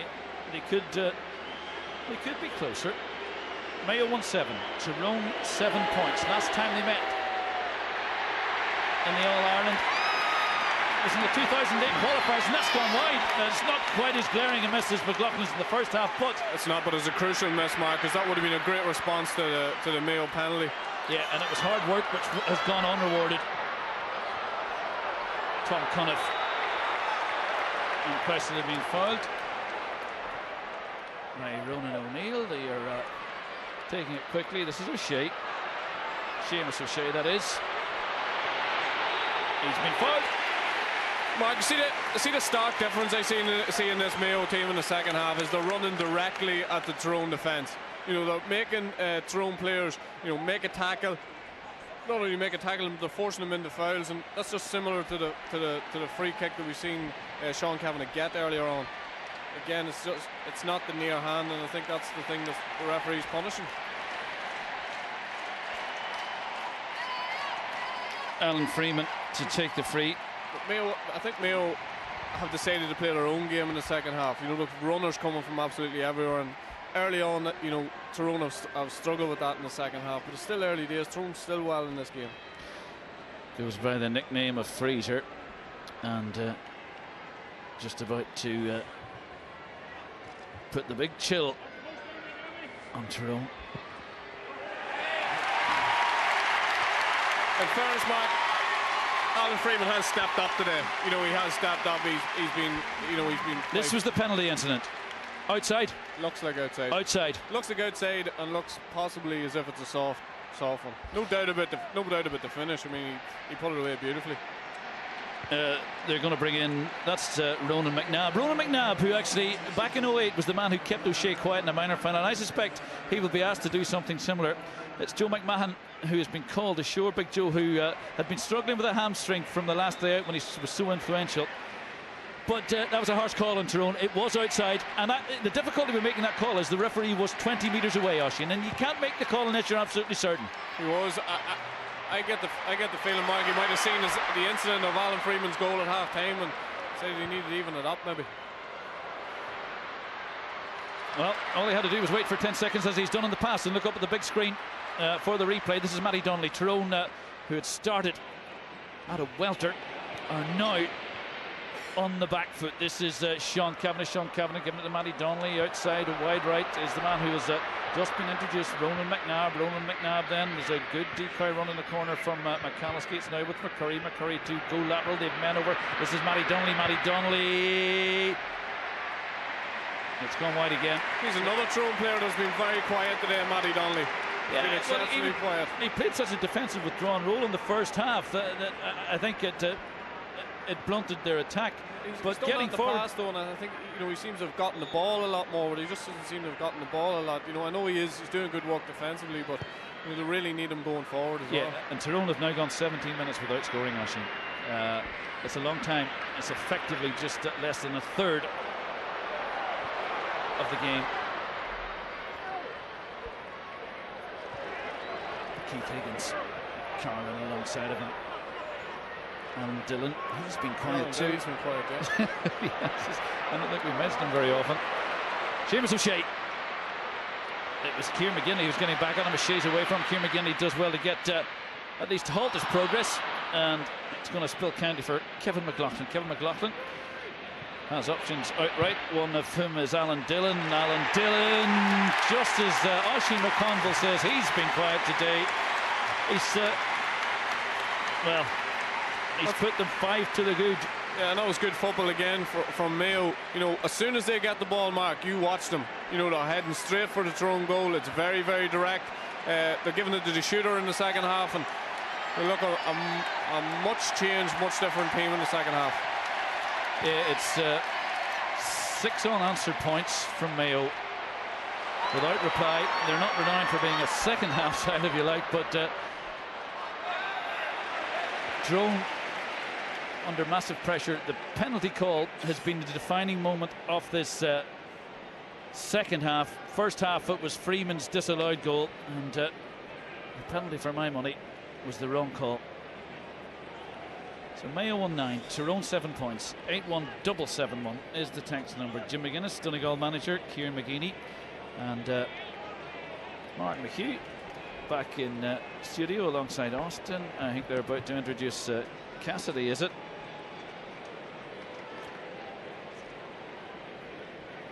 See, Mayo have brought Rob Henley up. He's going to have a go at this from about 50 metres or so. Yeah, James Horan. Neither keeper, for the record, in an era when keepers are increasingly scoring. Of course, they're without Niall Morgan. Tyrone, who would ordinarily take free kicks, has scored this year. But Rob Henley played in the 2008 minor final, kept goal when they lost to Tyrone in a replay. Then had drifted down the pecking order. Henley. Wow. And all of a sudden, Mayo lead by 6, and James Horan has turned things around. Rob Henley chips in Oh, there'd love to have been a fly on the wall in the Mayo change room at half-time. That's a brilliant score from Rob Henley as well, and Mayo have really got a grips with this game. Yeah, and Aidan Cassidy's been introduced for Tyrone, and Tyrone have now gone 20 minutes without landing a score. During that same 20-minute period, Mayo have chipped in with 7 without reply. This is the first touch for Aidan Cassidy. Sean Kavanagh thought about the jink. McCurry, I wonder at what point they might think about introducing Kyle Conley. Colm Kavanagh. They need a score just to set that, just to halt. Still Colm Kavanagh goes. He's been allowed to go all the way. Colm Kavanagh, and it's it's gone over off the boot of Cassidy, I think. Yeah, Aidan Cassidy just onto the game. As soon as he came onto the field, Mark, Sean Kavanagh went to centre half forward, and you know. Yeah, but I wonder was there a goal chance on here at any point? Probably was. I think if Colm Kavanagh maybe had to just. Well, Ger Cafferty was back. Yeah, it was probably the right decision, and I think they really needed a score at that stage, point or goal. Well, Stephen O'Neill, fingers bitten to the quick. Tyrone do register a first score in some 21 minutes. Mayo 110, Tyrone 8 points. Mayo come on the attack through arguably their player of the match. Oh, beautiful intercept, well robbed, and away they go. It was well robbed actually by Ryan McKenna. Now with Mark Donnelly to McCurry is available outside of him. Donnelly breaks 1 tackle and 2. This is McCurry. They're in on goal. It's the corner back. Oh, he seemed there was a foot block in there. Ryan McKenna got the shot away. Ball eventually has gone over the bar, but Tyrone are claiming that should have been a penalty. They were screaming for the penalty. Darren McCurry it was who finishes it, but just watch here. He's saying there was a foot block. Well, there was a foot. There was a foot block. Yeah, and letter of the law, foot block is a foul. Darren McCurry did really, really well there. You know, look, Oisín, for me that came off his shin. We picked Ryan McKenna out. Darren McCurry still finished. He still got a score off it, Mark, which is hugely important. I'm not so sure it was a penalty. That's what I'm saying. Yeah. And I know that Tyrone fans will consider themselves unlucky that it wasn't given. Nonetheless, they have tucked 2 over in as many minutes. We have 21 minutes of the game remaining. Mayo 110, Tyrone 9 points. Mayo pushing forward in the shape of Lee Keegan from Westport, giving it out to Alan Dillon. Alan Dillon then with a little bit of composure. Good low ball inside. First touch for Freeman. Freeman finishes the finest score of the 50 minutes of football. Brilliant movement, Mark. Alan Dillon did really well, really composed on the ball. He's had a real influence in the second half. Picked out Alan Freeman, couple of jinks, 2 yards of space over the bar, Mark. Absolutely brilliant score. 14 points Mayo, 9 points Tyrone. Oh, short kick out's dangerous, and Andy Moore was on it, and they've given away passes. Safety. Freeman's gone to ground, and referee said there's a foul there, and he was way off the play there, Oisín, 13 metres away. But if Tyrone are going to play the short kick out, and Mayo will push and push forward, there was always the potential. They were almost caught in the first half. This time they weren't. He never even, passing McConnell must. But Donnelly.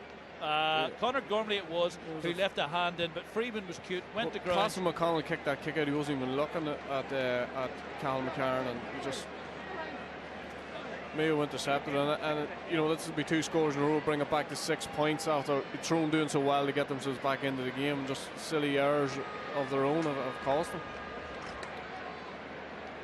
10 years ago they made the breakthrough. 10 years ago yesterday, with that awesome display against Kerry. Mayo, of course, in the wilderness, in the footballing wilderness, for all of 50 years plus, we have played in many's a final.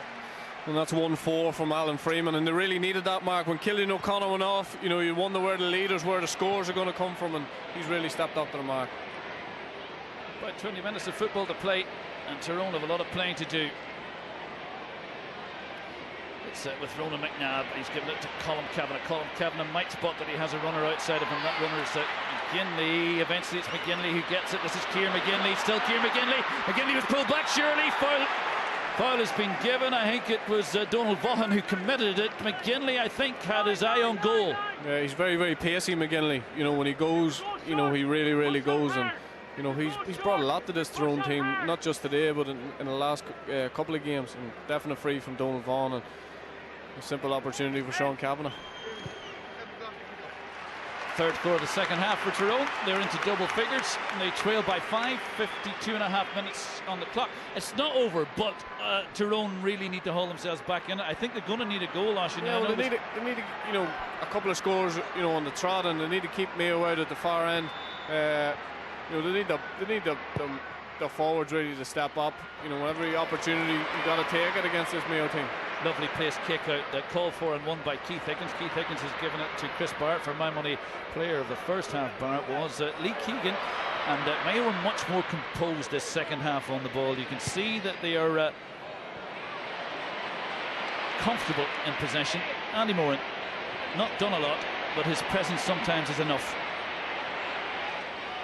Moran has given it off to Endavarley. Endavarley has been turned over, but Tyrone not turning over as they did in the opening 15 minutes. They turned over Mayo 4 or 5 times, and maybe the demand of the game has taken a lot out of them in terms of that high tempo, Oisín. Yeah, but that was a really good turnover from Tyrone, and they're just after getting a score, and what they need to do is need to tag on another one now and really make life difficult. Mark Donnelly was put in trouble there. Mark Donnelly has been out-muscled by Donald Vaughan. Vaughan has just whipped it along the ground anymore. It was who come for it. That was great full-back play in there by Cal McCarran. Yeah, Cal McCarran now was waiting for the ball. Cal McCarran wasn't. Cal Coney, I can tell you off camera, is warming up. This is Conor Clark, the full-back. McCurry wants it, and you feel with Tyrone that their corner men are light, but they've got to take players on, Oisín. They've got to break the tackle. This is McCurry once more. Back to Clark. They're calling for it in the edge of the square. It is the high one. Oh, it's the wrong option. That will frustrate the full forward line. Yeah, and Sean Kavanagh was in the full forward line there, and he remonstrated with Conor Clark. He really wanted that ball into him. 15 minutes remaining. 5 points.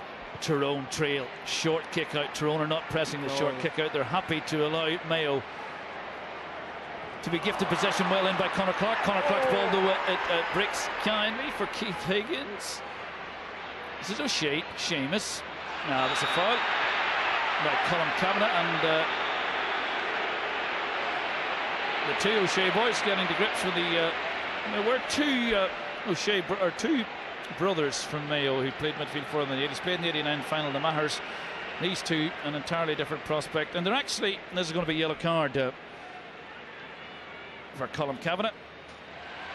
I was going to say the O'Sheas, their dad and mum are both from Killorglin and Kerry. Jim and Sheila. Jim was a bank manager. The two O'Shea boys were born in Westmeath, lived a while in Galway, and then eventually settled in Briefy. It's going to blow the way of Tyrone. And I often wonder with Rob Henley playing in the Briefy club, but he's a good understanding at midfield with those two guys, Oisín. You're going to make a point, and I think the point you're going to make is that Michael Conroy has been introduced. Some thought that if Andy Moran hadn't started, Conroy would have been the man to go in. Yellow card also for Moran, but he will play no more. This was the reason for the yellow card, Oisín, I think. Yeah, and the yellow card was for Andy Moran, not for Aidan O'Shea. Oh yeah, it was Andy Moran. We saw there the tackle. Colm Kavanagh. 14 minutes between Tyrone and exiting the All-Ireland champion. The last Ulster men standing.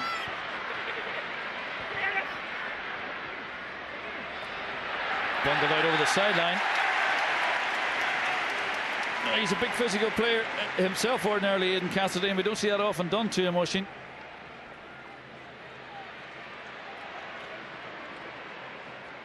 Aidan O'Shea, he's played very deep today. Yeah, he has played very deep, and he hasn't really been in the game. He hasn't had a huge influence in the game. Tom Cuniff. He's played well today, Tom Cuniff as well. Yeah, and he took Peter Hart out of it fairly. Pushing forward is Lee Keegan. Lee Keegan one-on-one. Now the man who's just been introduced is Conroy. It's over. No, it's not. It's wide. No, it's not. It's wide. I thought the umpire on the near side here had nodded for the flag. He had nodded instead that it's gone wide. It's 13 minutes to go. Mayo 112. Tyrone 10 points. Mayo are about to introduce Cathal Carlin, who's coming in. It's Tom Cuniff, who's down off camera. Cale Coney's come in as well for, I think, Ronan O'Neill, it looks like. Cal Coney is definitely in. Yeah, he is for Ronan O'Neill. That's Ronan O'Neill who's coming off. And Ronan O'Neill it was who was screaming for that ball, which had gone wide to have gone in high. And Dale brought Tom Kniff off. Yeah, he looked like it looked like an Achilles, or certainly some form of muscular injury. Keith Higgins has been withdrawn from that centre half forward. He's gone in cornerback now. This is Sean Kavanagh. If ever Tyrone needed him, it's now. And Sean Kavanagh gives in a high one, and that high ball was always going to favour Chris Barrett. Chris Barrett comfortable on it. Chris Barrett will spot that Aidan O'Shea is back there helping out his defence. Aidan O'Shea might well see that Lee Keegan is in all sorts of space down his left flank. He does. Lee Keegan, white-booted, fleet-footed, giving it now forward to Alan Dillon. Alan Dillon then comfortable enough just to hold it up. Man comes short for it. I thought that was picked up off the ground again by Donald Vaughan. Donald Vaughan then allows Dillon to receive possession once more. Conroy, they've men over now. Vaughan, he was just far too casual, I thought. It's the wrong option. He doesn't really have a left foot. He should have played it into the corner to Alan Freeman, the man in form.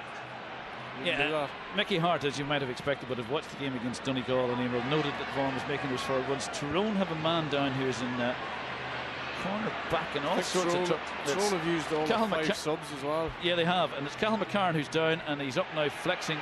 This is Conor Gormley. Conor Gormley has, I thought he's just been stripped off it. He has been stripped off it. Ref happy enough to let play continue. This is now with Seamus O'Shea. Seamus O'Shea giving it out wide right to Lee Keegan. Lee Keegan now to Conroy. Conroy being jockeyed in there by Ryan McKenna. They have a runner. The runner is Lee Keegan, and Lee Keegan tips it over the top. And I think score from Mayo. And Mayo turned over Tyrone again on that occasion. I think it was Conor Gormley maybe was turned over. Seamus O'Shea shipped the ball onto Lee Keegan. Lee Keegan in the Michael Conroy, and a good chip score. Yeah, good football, and in some respects, I know there are 10 minutes to go here, and this would be a massive turnaround for Tyrone to do it. It's not beyond them, but I don't think it's going to happen. But in some respects, I suspect that Mayo will be happy going into an All-Ireland final having been severely tested. It's not over, and I don't mean to disrespect Tyrone, but I think you're right. I think they've played somebody now. They've been in a battle, and I think this will do them the world of good going into the final. They're pushing on at pace. I think it's over. They were 2 suckers punches in the space of 60 seconds. That's Cathal Carlin who's stuck that one over the top. They have a good bench, Oisin. They have a good bench. Serious forwards. Enda Farley's done well. Michael Conroy's done well since he come on, and Cathal Carlin, has shown us that he's adept at kicking the score as well. So 7 adrift, and there's not much the man who is in his 200th game in charge can do.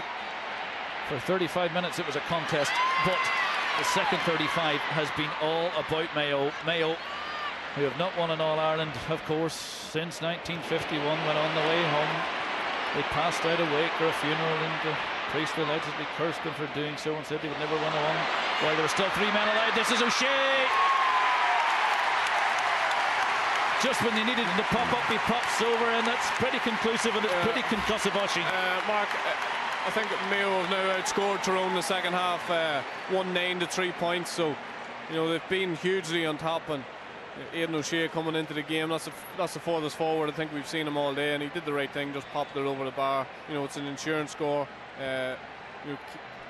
Keeps that scoreboard ticking over, which is important. And I think from a Tyrone point of view, a lot of heads are starting to go down, and they realise that probably the game's up at this stage.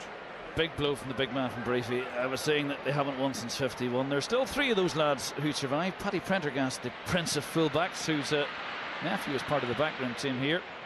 He's at the game today. Dr. Porrick Carney, he's still around, and Father Peter Quinn all played in 51. His fellow man of the cloth at the time, I'm not sure who he was, but he, as alleged, said, look guys, you've disrespected us, and you're not going to win Sam Maguire until this team has passed. At the moment, they're on their way to back-to-back finals. Last year they were unpicked by the man in our studio, Jim McGuinness. This year it would be either Dublin or Kerry. 62 minutes on the clock. Tyrone's second half return has been paltry. Conor Clark, and they have just 3 points.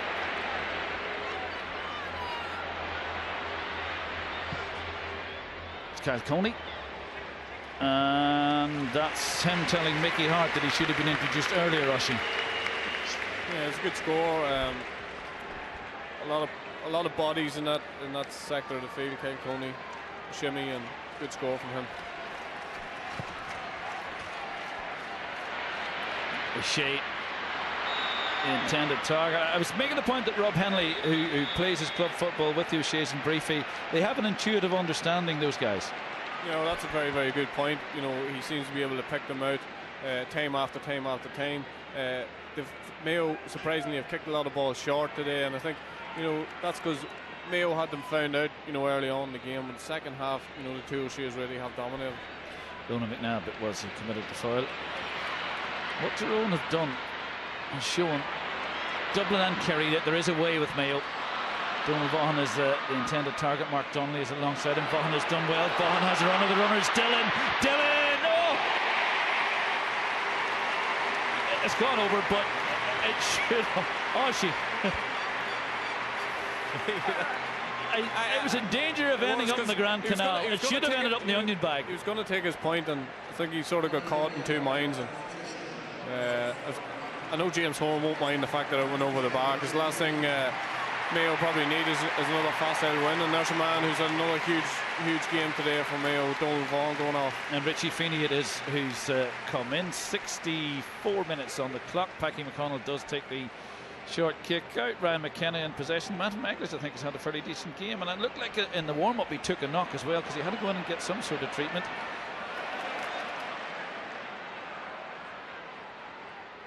Kieran McGinley to Conor Clark. Kyle Coney, little nudge a la Oisin McConville there in the back of Ger Cafferty. Darren McCurry's the only one in the middle, and Tyrone need goals. And right now, this is Coney. Sean Kavanagh, still Kavanagh. Oh, deflected, but it's gone over the top. Kavanagh had his eye on goal. Great run off the ball by Kavanagh, because there was no one inside the 13-metre line for a long time. Just here, Oisin. It was a good run. It was good football again from Kyle Coney, and Sean Kavanagh shipped a couple of tackles. I think it was Ger Cafferty got a hand on that as well. The one thing you would say about Tyrone is we look at Peter Hart, Joe McMahon, they never ever give up, Oisin. And I remember them playing Dublin at a similar stage a few years back, and the Dublin ended up running out maybe 6-7 point winners, but Dublin had threatened to blow them away. Tyrone don't get blown away. Yeah, they don't, and you know, they keep themselves in the game, and they keep the scoreboard taking over. I think, you know, that's the only thing that sort of let them down today. For too long early in this second half, they were now unable to do that, but certainly they haven't thrown the towel in. They're still going to play away. 7-6 Tyrone led at half time. Oisin, the penalty was the game changer. Was the game changer, yeah. Penalty was definitely a game changer as well, Mark. When Tyrone were really on top, the last 20 minutes of that first half, you didn't get enough scores on the board.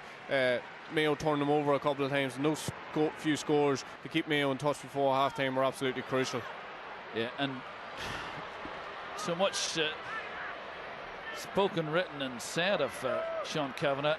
I don't know whether it will have impacted him or not. He's the kind of guy who can shake these things off, but he hasn't had his most influential game. No, he hasn't, and I suppose there was a foul off the ball on Kyle Coney, and Sean Kavanagh might want to. They want to take this one quickly. Well, you've got to give a lot of credit to Mayo for that as well. You know, they've managed to shut Sean Kavanagh out, and I suppose Mickey Hart deserves a lot of credit as well, because he's been able to shut O'Shea out. It's going to be a yellow card for Ger Cafferty. It's and it's over the top from Sean Kavanagh. 4 to go, 6 between them. Nothing 2 goals wouldn't resolve. A goal now for Tyrone, and I'll cliche the cliche, would make it interesting, Oisin. Would make it interesting, make those last 5 minutes or so interesting, and I suppose we'd see then, you know, what Mayo were made of. Oh, should have been dealt with by Kieran McGinley. As it is, he hands possession cheaply, rather cheaply, to Richie Feeney. Richie Feeney giving it down to Conroy. Did well to collect it, did Michael Conroy. And still going is Conroy. He was fouled. Fouled by Ryan McKenna.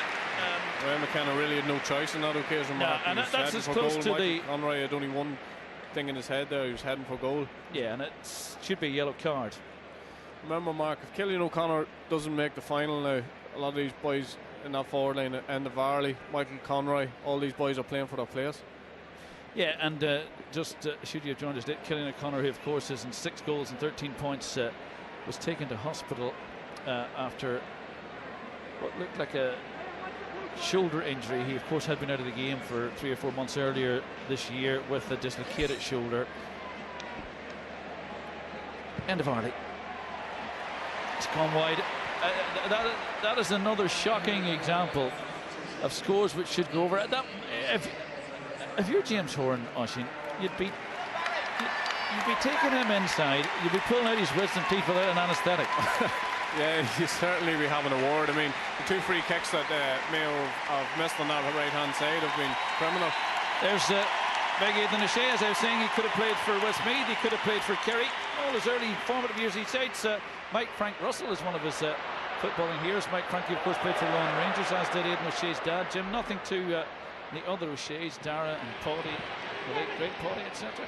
But he's an O'Shea from Kerry who's doing Mayo rather proud. Now he's in again, Conroy. This time he's put it wide. They've been exposed at the back, Tyrone, and it's taken probably 45 or 50 minutes for Mayo to work them out. But they have worked them out, Oisín, and that is the sign of a very good team. At half-time, I'll remind you that no Mayo forward had scored from play, and their top scorer was their cornerback, Chris Barrett, who, for my money, is in the running for man of the match. I presume you're going to tell me Alan Freeman's your man of the match. Yeah, well, one or the other, Mark, I would definitely agree with you. But one thing about Tyrone were able to negate Mayo for so long, but Mayo seem to have run out the fitter and stronger team. They've been awarded a free there, but they were resorting to hit and hope high ball in. There's 1 minute remaining, plus whatever time there will be added on. There's 6 points between them. Tyrone need to attempt to work goal. Darren McCurry it is who has ball in hand. Sean Cavan has stolen inside the 13-metre line. Colin Kavanagh wanted it to go on a run. They're going to try and work it short. So Cal Conan. And in that moment, the lights go out all over Tyrone, and the West is awake, and the West rolls on. The little general that is Mickey Hart, the Napoleon of Gaelic football, has been outfoxed by arguably James Horan, the Alexander the Great. They are sweeping all in their path before them, but they have one crucial game remaining. Big Packy McConnell has conceded the 50. He's been a great servant. You would say that Conor Gormley's been a great servant, and you would say that Conor Gormley might well, in his he's played over 70 championship games. He's played his last. There will be 2 minutes to be added on, Oisín. They will be 2 painful ones if you're a Tyrone fan. I guess we can now say that the loss of Stephen O'Neill and the loss of Peter Hart significant. For 35 minutes it looked like it wouldn't hinder or hamper them, but I guess we can also say that this Mayo team is the real deal. For 35 minutes we wondered if they'd flattered to deceive. They haven't. No, they haven't, and the question marks have been there for them in every way today, Mark. You know, we're in a close game, and you know they've come out of it on top, and this will bring this Mayo team on hugely. I suppose a worrying sign, Mark, is that Colin Boyle seems to have pulled up with a hamstring injury as well, so they have a few injuries, and I suppose they do have 4 weeks maybe for them or 3 weeks for them to clear up, so it'll just be interesting. This would take his tally for the day to 1 goal and 5 points. It's just tailed wide, so it'll remain on 1 goal and 4. We're into the 72nd minute. Mayo 116, Tyrone 13 points. Arthur O'Callaghan alongside Martin McHugh, Jim McGuinness and Ciara McGeaney back in studio. Wish Jim all the best in his pursuit for Celtic. And the Whisper in Dublin, Jim is. I haven't heard that you're staying on with Donegal too, so we wish you well in your pursuit of Sam Maguire, if that is the case. I'm sure Ciara McGeaney will do his best to attempt to halt you. So, last few seconds of what has been a pretty good run for Tyrone. Mickey Hart rebuilding. He said this might have been his finest hour, finest 70 minutes. Well, it's not going to be. Sean Kavanagh frustrated. Mayo march on. The great green and yellow, or green and red wave wipes out another side, wipes out an Ulster side. Seamus O'Shea has ball in hand. They're through to the All-Ireland final. That will be on September 22nd. The opponents will be determined next Sunday. It will be either the Kingdom or Dublin. Mickey Moran bowed and beaten. Arguably the man of the match in shot. Exchanges jerseys, and Colm Cavanagh's GPS and Tyrone's hunger has let them down on the day. Oisin, summarise in 10 seconds. Yeah, well, in summary, you know, Tyrone have done really, really well to get to an All-Ireland semi-final. They just weren't good enough today, but you know, Mickey Hart is building another team. You know, there's good enough players there. Darren McCurry is a player who came of age today, and Tyrone have a bright future ahead of them. But on today, you know, Mayo, a much the stronger team, and probably going to the All-Ireland final now as favourites. Tyrone tiptoe out. Mayo march on, inscrutable and relentless. Mayo won 16, Tyrone 13 points.